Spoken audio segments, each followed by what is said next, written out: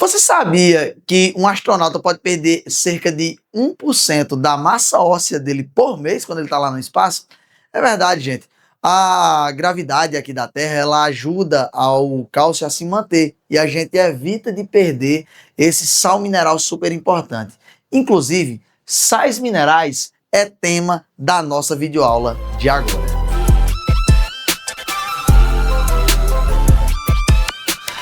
Bom, gente, vamos lá, dando sequência aqui ó, na parte de sais minerais, dando continuidade no nosso programa de bioquímica, tá certo? Primeira coisa que vocês têm que saberem, o sal é um composto inorgânico. Isso quer dizer o quê? Que ele não tem o carbono na sua constituição, beleza? Não possui carbono na sua constituição.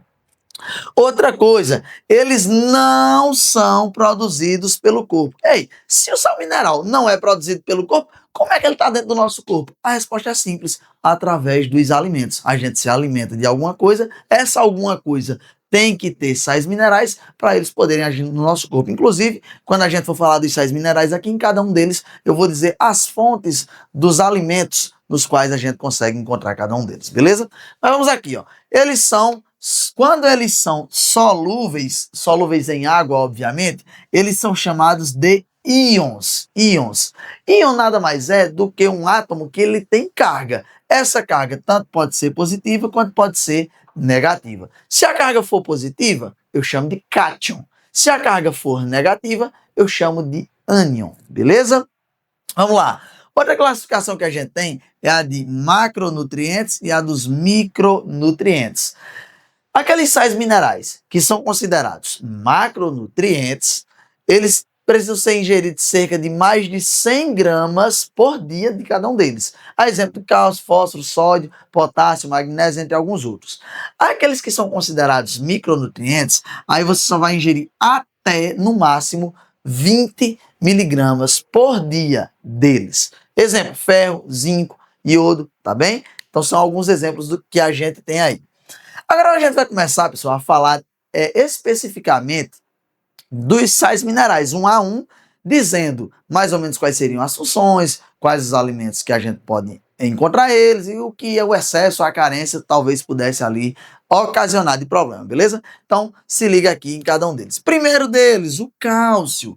O cálcio, gente, ele é um componente dos nossos ossos e dentes. É como eu falei já na introdução da aula, daquela historinha do astronauta que ele pode perder, né, 1% de massa óssea ao mês. Então veja só, ossos e dentes são coisas essenciais para a gente, para a nossa vida. Então tem que ter cuidado para não perder a quantidade de cálcio. Outra coisa, eles conferem rigidez. Claro, ossos e dentes, eles são muito rígidos. Eles têm essa característica aí para nos proteger, para nos dar sustentação, várias situações aí. Outra, coagulação do sangue. Gente, o que é coagular o sangue verdadeiramente? Coagular o sangue é meio como se o sangue ficasse mais grosso, como se ficasse com uma areiazinha em cima dele. É mesmo quando a gente jogar uma areiazinha ali em cima do sangue, no lugar dele ser líquido, bem fluido, ele fica meio grosso. Isso é importante, porque meio que de repente, vamos supor que a gente sofre um corte, aí começa a sair sangue do nosso corpo.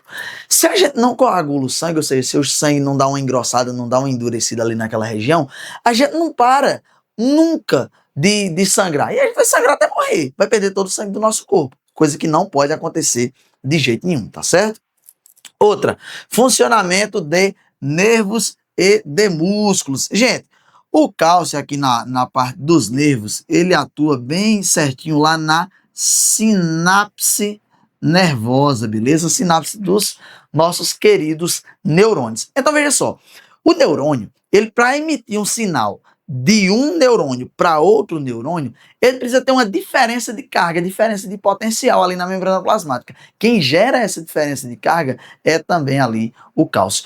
E nos músculos, para a gente movimentar os nossos músculos, as fibras musculares, elas têm que se contrair e se relaxar. A actina e a miosina, elas pegam uma na outra e começam a se puxar. E aí o músculo acaba contraindo.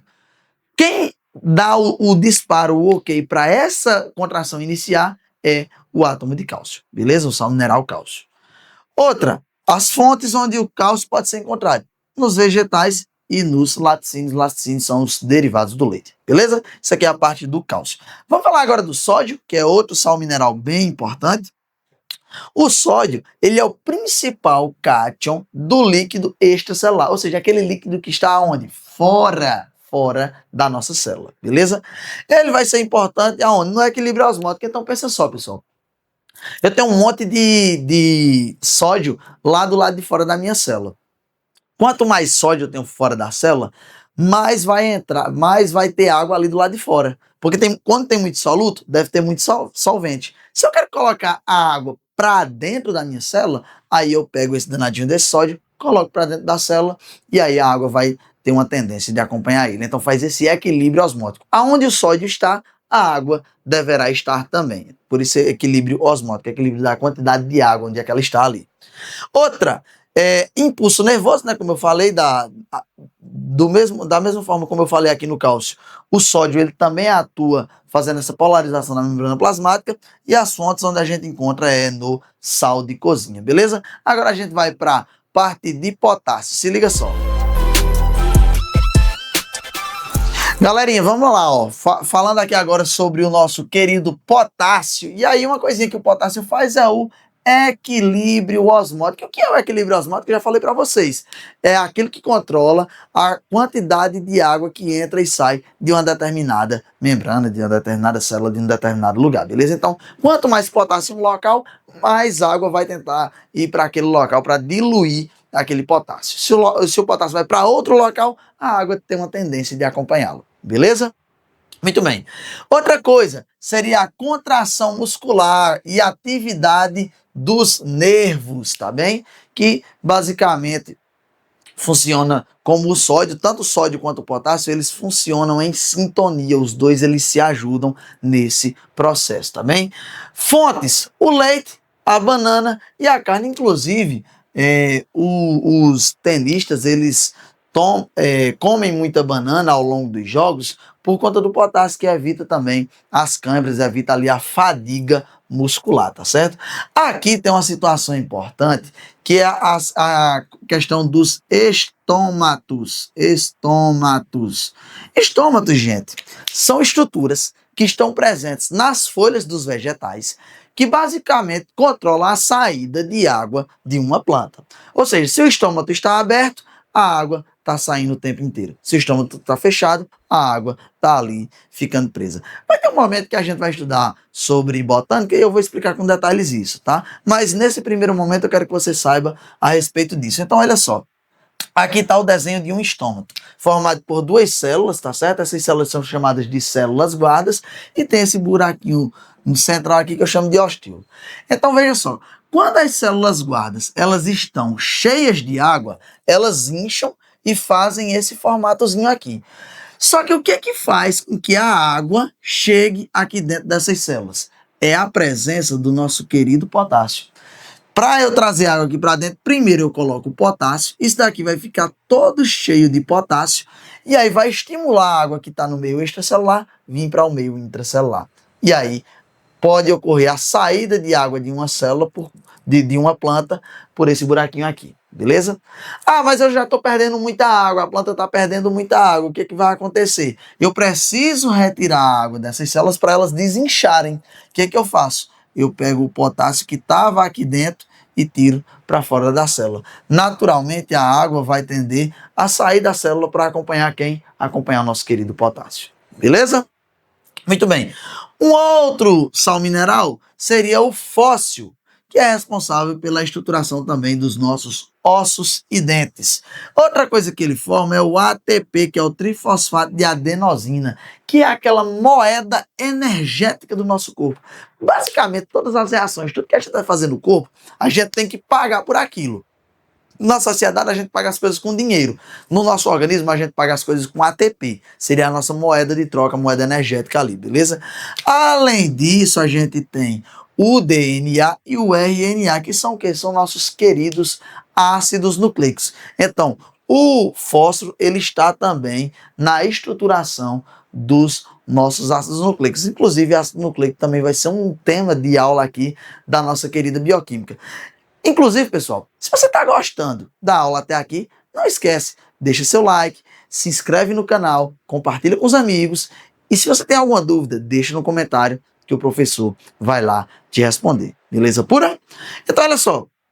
Além disso, o fósforo está presente nas nossas queridas membranas celulares. Seriam as membranas plasmáticas ou as membranas das organelas, beleza? Então, tem muito fósforo ali, porque é uma membrana fosfolipídica, beleza? Formada por um grupo fosfato e pelos ácidos graxos. Então, o fósforo forma a estrutura das nossas células. Sem o fósforo, não tem célula, beleza? Onde é que a gente encontra o fósforo? Nos cereais, laticínios e nas carnes, tá bem? Pessoal, eu sempre coloco aqui as fontes para vocês se ligarem, só que fontes é uma das coisas que menos é cobrada, mas se for cobrada, aqui o negócio é diferenciado, você vai acertar porque você tá vendo isso. Outro sal mineral importante é o ferro, tá bom? O ferro, ele é constituinte da hemoglobina e da mioglobina. Hemoglobina, gente, é uma proteína, uma enzima, tá certo? Que forma as células do nosso sangue, as nossas queridas hemácias, tá bem? A mioglobina é aquilo que dá o tingimento vermelho à carne. É uma célula que fica nos músculos, também é formada de ferro, por isso tem aquela mesma coloração ali, tá bom? E também está presente nas nossas queridas enzimas respiratórias, auxiliando, obviamente, no processo de respiração celular. Onde é que eu encontro? Encontro isso no fígado, nas carnes, gema de ovo. Gente, o ovo é um alimento que tem muito tipo de, tanto de sais minerais quanto de vitaminas. Mesma coisa o nosso fígado. São dois alimentos muito ricos. Então, inclua isso na sua dieta, beleza? Gente, faltam poucos sais minerais para a gente concluir. Vamos se ligar que eu vou dar uma apagada nesse quadro e escrever o que está faltando. Pessoal, vamos lá, dando continuidade para a gente finalizar a nossa aulinha maravilhosa aqui de sais minerais, tá bom? A gente vai falar agora do cloro. E aí o cloro, ele também tem aquela função de fazer o balanço dos líquidos, que seria mais ou menos aquele processo de osmose. Gente, sal mineral, todos eles são considerados solutos. O soluto, ele tem a funcionalidade de atrair os solventes, beleza? Como a gente falou lá na aula de água que tá aqui já nesse canal também, beleza? O cloro, ele tem uma função mega importante, que é a produção do suco gástrico, beleza? Ou seja, o cloro, ele forma o ácido clorídrico, que tá onde? Tá lá no nosso estômago para realizar o processo de digestão das nossas proteínas, que isso a gente também já falou na nossa aulinha de sistema digestório, beleza? Aonde é que a gente pode encontrar o cloro? No nosso querido e amado sal de cozinha, que é lembra lá que a fórmula química do sal de cozinha é NaCl, tá certo?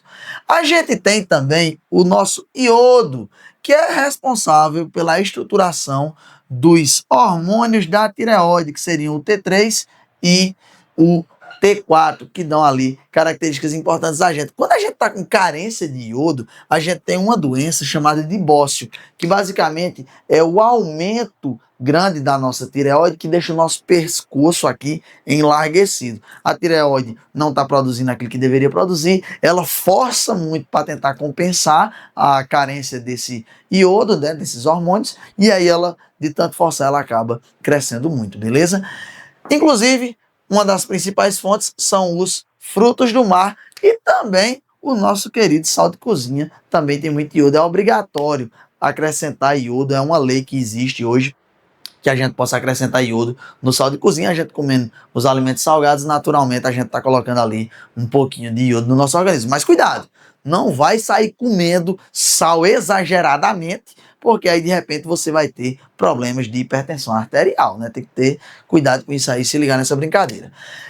Outra coisa seria o flúor, tá certo? O flúor, ele é responsável pela estruturação dos nossos ossos e dentes e protege contra as cáries dentárias. Por isso que a gente utiliza aqui o creme dental, porque o creme dental, ele tem na sua constituição um pouquinho de flúor, é bem pouquinho. Por isso que pelo menos uma vez por ano é interessante a gente ir no dentista e ele faz a aplicação do flúor mais puro na nossa boca para dar aquela ativada a mais. Mas todos os dias, se a gente escovar os dentes direitinho, a gente está colocando também um pouquinho, uma pequena quantidade de flúor nos nossos dentes, que vai proteger ali contra as cáries dentárias, que seriam aquelas bactérias que vão corroer ali todo o seu dente ficando feio, porque vai ficar preto ali, aquela coisa estranha, e também te gerando muita dor e desconforto, tá bom? E a questão de saúde também, a gente escovar os dentes corretamente. E, para finalizar, a gente tem aqui o magnésio, que é um componente da clorofila. Clorofila. Ei, clorofila é aquele pigmentozinho verde que está dentro de uma organela chamada de cloroplasto. É no cloroplasto onde ocorre o principal evento de reação bioquímica, talvez da natureza do mundo, que é a querida e amada fotossíntese. Sem a fotossíntese, a gente não consegue produzir oxigênio, logo não teria vida nesse planeta maravilhoso, tá bem? Os alimentos, obviamente, são aqueles de origem vegetal, a gente consegue ali ingerir o magnésio. Galera, se você gostou dessa aula, mais uma vez, eu tenho que insistir em pedir a você, ajude esse professor, e você me ajuda deixando seu like, deixando seu comentário e enviando para os amigos. Um abraço a todos e até a próxima.